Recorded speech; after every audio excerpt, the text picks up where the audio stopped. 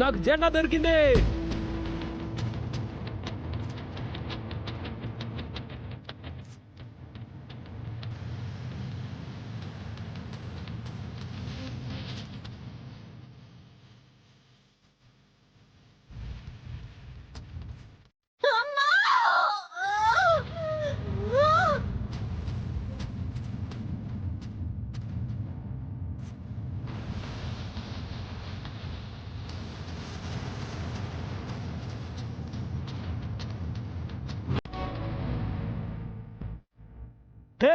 జెండా దొరికింది.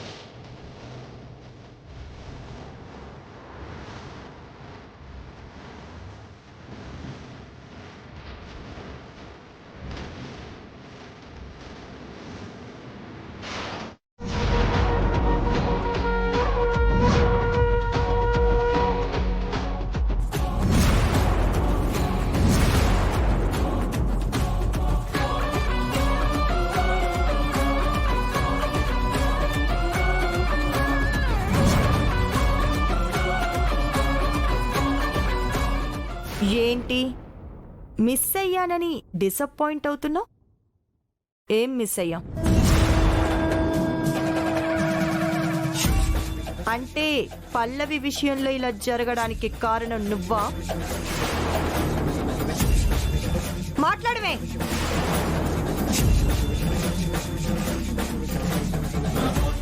తనే మాట్లాడింది, నువ్వే మాట్లాడుతున్నా. పల్లవికి జరిగిన దానికి నా కూతురికి ఏంటి సంబంధం? మరి ఏదో మిస్ అయ్యాను అంటోంది, ఏంటది? నన్ను చూడగానే మీరిద్దరు ఎందుకు టెన్షన్ పడ్డారు? మీరు మాట్లాడుకుంది నేను వినేశానన్న కంగారు మీ ఇద్దరి మొహాల్లో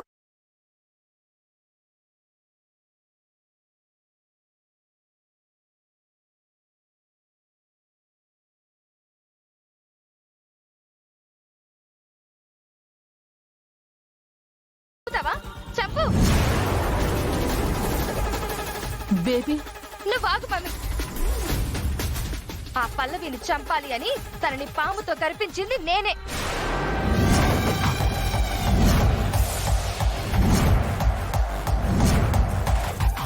పల్లవి మీద రౌడీలు అక్కడ అటాక్ చేస్తారు అని నాకు ముందే తెలుసు.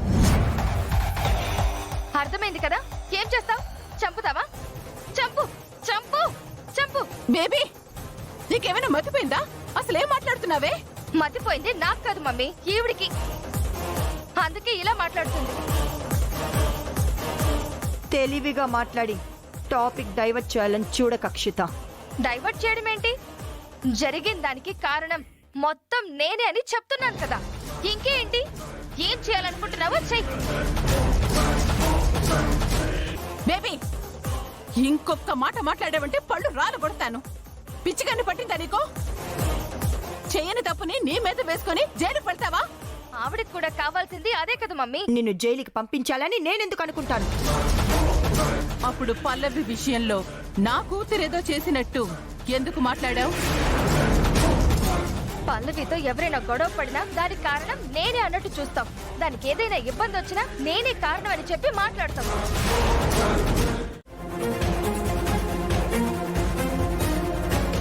పల్లవి మీద రౌడీల అటాక్ లక్కీగా పల్లవి మిస్ అయిందని చెప్పి ఇది బాధపడుతుంది. ఇదేవి డిసప్పాయింట్ అవ్వట్లేదు. కానీ నువ్వు ఇలా అపార్థం చేసుకుంటే మేమేమి చేయలేము. అందరూ కలిసి కొండ మీదకెళ్లారు కదా, అందరితో పాటు నువ్వు అక్కడే ఉన్నావు కదా.